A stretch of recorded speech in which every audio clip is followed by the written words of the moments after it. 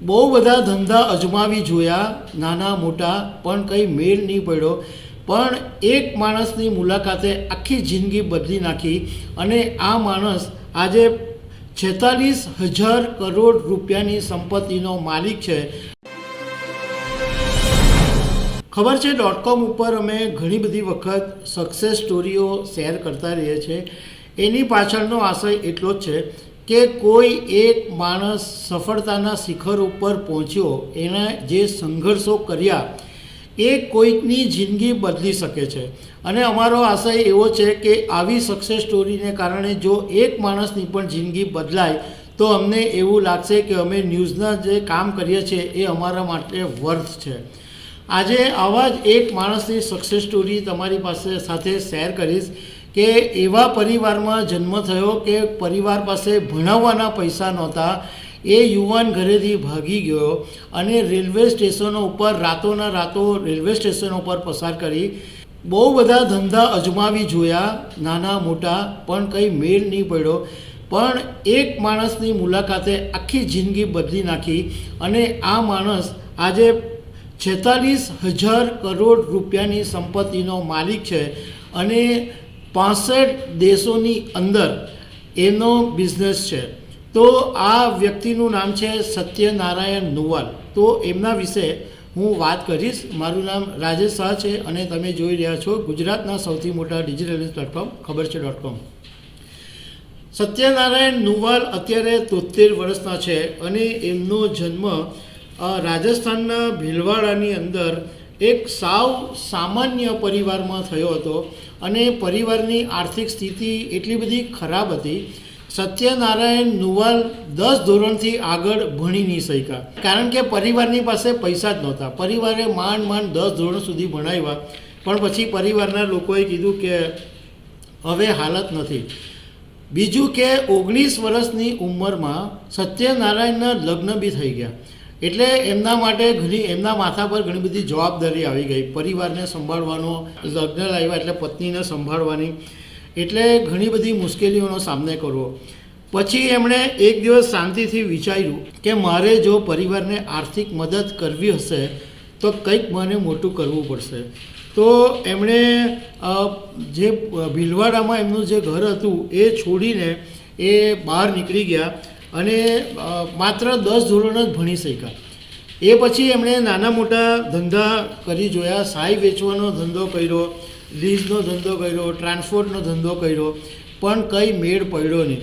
અને ઘરેથી ભાગીને નીકળેલા પણ કંઈ એટલા બધા રૂપિયા ગજવામાં હતા નહીં, એટલે કશે ભાડેથી રહી શકે એવી સ્થિતિમાં બી નહીં હતા. તો જ્યાં ત્યાં કામ કરે, જ્યાં જે તે વિસ્તારમાં હોય ત્યાં રેલવે સ્ટેશન ઉપર જઈ અને સૂઈ જાય અને એવી રીતના એમની જિંદગી પસાર થઈ. પણ એમનો નસીબનો ટર્નિંગ પોઈન્ટ ત્યારે આવ્યો કે જ્યારે 1976-77ની અંદર એક સંબંધીની સાથે મહારાષ્ટ્રના ચંદ્રપુરમાં ગયા અને એ વખતે એમની મુલાકાત અબ્દુલ સત્તાર અલ્લાભાઈની સાથે થઈ. અને આ જે અબ્દુલ સત્તાર ભાઈ છે એ એમની પાસે વિસ્ફોટકોનું લાયસન્સ હતું અને એમની પાસે દારૂગોળોનો ડેપો પણ હતો. એટલે કોલ માઇન્સની અંદર જે વિસ્ફોટકો કરવાના અથવા કોઈક બિલ્ડિંગો માટે જરૂરી વિસ્ફોટકો કે એ બધું હોય, એ બધું કામ આ અબ્દુલ સત્તારભાઈ હતા અને એમની પાસે ઓફિશિયલ લાયસન્સ હતું.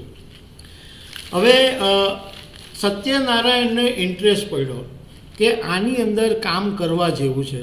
એટલે એમણે અબ્દુલ સત્તારભાઈને કીધું કે મને એક દારૂગોળોનો ડેપો છે એ ભાડા પર આપો, અને 1,000 રૂપિયાનું ભાડું નક્કી થયું.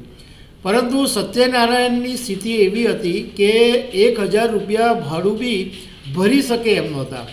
પણ ઘણી વખત એવું કહેવાય કે તમારું જો નસીબ હોય, તમારી જો નિયતિ હોય તો તમે એવા રસ્તે પહોંચી જ જાઓ જ્યાં તમે જવા માંગતા હો અને રસ્તામાં તમને સારા માણસો બી મળી જ જાય. સત્યનારાયણને આ અબ્દુલ સત્તાર એટલા સારા માણસ મળી ગયા કે જ્યારે એમને ખબર પડી કે આ 1,000 રૂપિયા ભાડું બી ભરી શકે એમ નથી, તો અબ્દુલ સત્તારે કીધું બેટા બિલકુલ ચિંતા નહીં કર, તું 3 મહિને મને ભાડું આપજે, પણ તું ધંધો કર, કોઈ બાબતની ચિંતા કરવાની જરૂર નથી. એટલે સત્યનારાયણને થોડો વિશ્વાસ આવ્યો કે દર મહિને ભાડું ભરવાનું ટેન્શન નથી. એ પછી એમણે બહુ જ સખત મહેનત કરી, સંઘર્ષ કર્યા અને ધીમે ધીમે કોલસાની ખાણોમાંથી એમને ઓર્ડર મળવા માંડ્યા અને 1990નો દાયકો આવતા સુધીમાં સત્યનારાયણ એક મોટા ડીલર બની ગયા અને 1995ની અંદર એમણે પોતાની કંપની બનાવી અને એ વખતે એમણે 60 લાખ રૂપિયાની લોન લીધી હતી અને 2006ની અંદર એમની કંપની 78 કરોડ રૂપિયાની એમની માર્કેટ કેપ હતી. પણ એમણે નક્કી કર્યું કે મારે શેર બજારની અંદર લિસ્ટિંગ કરાવવું પડે છે. 78 કરોડ રૂપિયા માર્કેટ કેપ હતું, એમ છતાં એમણે 2006ની અંદર કંપનીને લિસ્ટિંગ કરાવી અને એમની કંપનીનું નામ છે સોલાર ઇન્ડસ્ટ્રીઝ. પણ એમનો જે એમ કહેવાય કે એમની ઊંચાઈ જ્યાંથી મળી એમાં એમને સરકાર પાસેથી ડિફેન્સ સેક્ટરમાં સત્તાવાર લાયસન્સ મળી ગયું અને ડિફેન્સ સેક્ટરની અંદર એમનું આજે મોટું નામ થઈ ગયું છે અને એમની કંપની પહેલી એવી કંપની છે કે જેમને સરકારમાંથી ડિફેન્સ સેક્ટરની અંદર વિસ્ફોટ તૈયાર કરવાનું લાયસન્સ મળ્યું હોય. આ એમની પહેલી કંપની છે અને આજે 73 વર્ષની ઉંમરે 46,000 કરોડ રૂપિયાના આસામી છે અને ફોર્બ્સનું બિલિયનરનું જે લિસ્ટ જાહેર થયું એમાં સત્યનારાયણ નુવાલનું નામ પણ છે.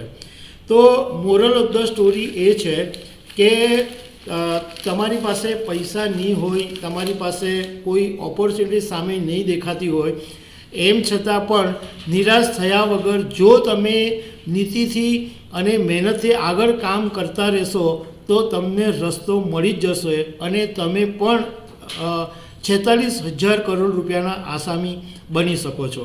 એક ઇન્ટરવ્યૂની અંદર સત્યનારાયણે એવું કીધું હતું કે જે મારો સંઘર્ષનો સમય હતો, મારી પાસે પૈસાનો અભાવ હતો, ગજોમાં પૈસા નહીં હતા, પરંતુ એવું ક્યારેય નથી બન્યું કે હું નિરાશ થઈ ગયો હોઉં, હું મારો ડાઉનફોલ થયો હોય, એવું બિલકુલ નહોતું.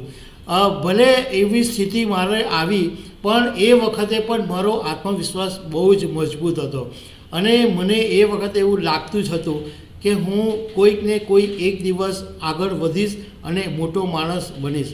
તો આ મોરલ ઓફ ધ સ્ટોરી એ છે કે તમે પણ જો નીતિથી અને મહેનતથી આગળ વધતા રહેશો તમને પણ રસ્તો મળતો રહેશે અને તમે પણ બિલિયનર્સની યાદીમાં આવી શકો છો. તો દર્શક મિત્રો, આવા અનેક અપડેટની સાથે અમે તમને મળતા રહીશું. Thank you very much.